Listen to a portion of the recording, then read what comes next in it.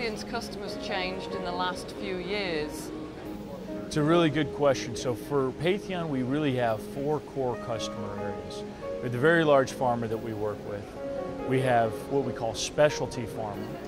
We have the emerging companies, which are mostly virtual and don't have a lot of infrastructure, and we work with a number of generic firms as well. We've really found that for us, that specialty group, which is the companies that are in between the very large and the very small, have been the largest growth area where we've been able to develop strategic partnerships where they don't want a lot of bricks and mortar and infrastructure, and they have high value to high quality manufacturing and development services from somebody that can give them the level of attention that we give our customers. So for us over the past 4 years, the specialty pharma is by far our largest customer growth segment. What changes have you seen in the products coming through Patheon's pharmaceutical development services? Well, I think we're faced at Patheon with everything the industry is, with the 3,000 compounds that are in development. A large majority of those are now BCS class 2 and 4 compounds, which are the water insoluble and permeability issues, which requires a whole set of techniques in formulation so that you and I can absorb those compounds into our bodies. So what we're doing to address those solubility issues is we're providing some novel solutions like our SoluPath solution, which is really interesting, where we do a non-GMP screen of a client's molecule to give them the best possible chance to go into man with what's going to create bioavailability and get them the mechanism of action that they're looking for inside our bodies. For our emerging customers, that is the seminal moment in the company's existence. Do they have activity inside of man? The other thing that we're doing is we're bringing additional technologies into Patheon's toolkits with things like soft gel and soft gel related technologies. You see the P-gels that we're promoting here as part of CPhI in Madrid. And we think that the industry is ripe for some additional suppliers of soft gel technologies, and we've got some groundbreaking technologies that nobody else has, specifically Unigel. Now this is something that we just did a webinar globally on, got a lot of interest. It's where we can take a soft gel, a tablet, or granules and put them inside another soft gel. So what does that mean? That means that we can combine the best of control release or sustained release technologies inside the solubility enhancing that you get from a soft gel, from a lipid or an oily based solution, which is something that formulators really haven't thought of in the past because that technology wasn't available.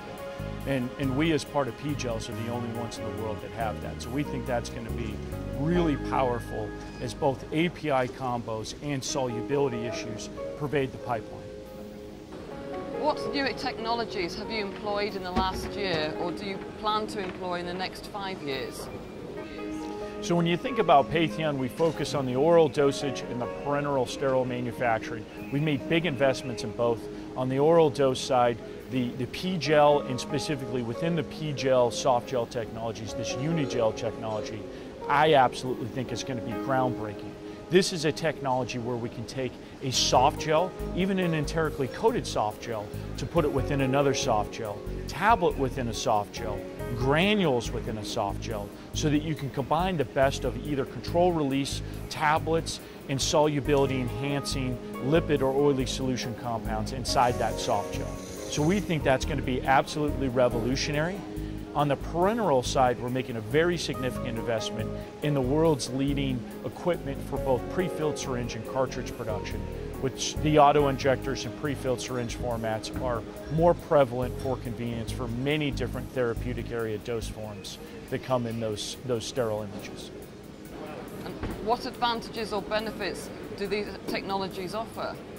Well, I think, again, the Unigel technology and what we offer as part of P-gels is really going to provide 2 core advantages. One, it's going to open up to formulators around the world just a whole field of play that hasn't been thought about, where you can combine the best of control release with tablets or granules along with the solubility enhancement of soft gels. So I think that's going to be absolutely fantastic. On the parenteral side, you know, what's the big benefit to our clients? Well, we're lucky enough to really have the leading quality track record in the industry. And for sterile and parenteral manufacturing, especially in the last year with some of the events that have happened in the industry. That is the core issue for everybody in the industry that's got an aseptically processed product of what is the quality record of that company and that site. And so we think that this is just going to offer our clients, both the existing and new ones, right, the quality and assurity they need in the dose forms that their products are going to require as they roll into the future. Have you applied the principles of lean to manufacturing, and if so, is it working?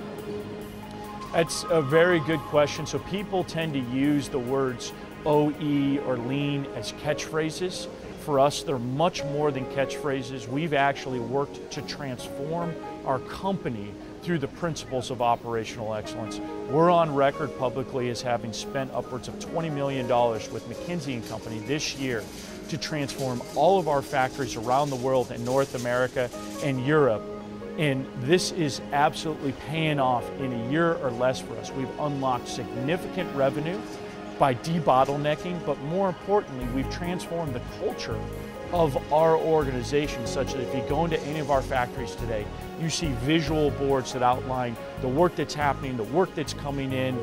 Their operators inside various suites, stopwatching changeover and clean times, raising the bar of how fast those things can occur. You go into our analytical areas and they're operating the labs the same way. Everybody thinks that, well, R&D, that's development, you can't make that more efficient. That's nonsense. We've been able to make our development organizations extraordinarily efficient, not taking away the innovative science, but by making the things that need to happen effectively in a repeatable manner happen fast in the same way every time. So for us, it has been an absolute transformation. A testament to this is our head of OE, who now actually runs our corporate quality group, sits on the executive committee reporting directly to the CEO. So it's not a fad or a project, it's an institutionalized way of doing business that you would get to see if you came to a Patheon factory, which, Corrine, we'd love to have you and show you around one of our factories to see it firsthand. Which division has grown most during the last year, and how does the company account for this? So we've got really two business units, Corrine. We've got our commercial manufacturing business, which is all products that are already approved, and we have what we call our PDS, or Pharmaceutical Development Services unit, which is everything from pre-formulation all the way through phase 3. Both of those units are growing, and what I would say is where we've seen the most growth is in the late phase development, which then feeds into, for us, our commercial manufacturing division, right? Very symbiotic, the two divisions for us. What I think accounts for the growth, I think as the industry's gone through various shifts, companies are advancing their core products, their lead compounds, and they're trying to get things past that proof of concept, that phase 2B stage, into phase 3, or even to market. And they're spending less time on the very early stage and less money on the very early stage compounds. So I think that there's a real shift in the industry of making sure that there's stuff that's beyond proof of concept, because the big pharmas that naturally are the buyers and acquirers of these products, or the companies that own these products, are raising the bar higher and higher of what their expectations are before they do the licensing deals or buy these companies. So I think that that has had the knock-on effect to driving the VC firms and the emerging companies supported by the VC firms to move their compounds later in development, which requires more money, and so those funds get redirected from early stage compounds to the advancement of their lead compounds. So I think all of us as service providers, Patheon included, because we have the largest pharmaceutical services division for CMC in the world, we just are affected by that trend overall, which for us has been great because late stage development is one of our core strengths. But it's a great question.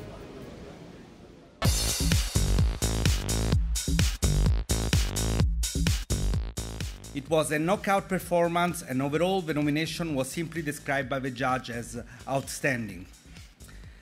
The winner of the most effective process development scale-up program is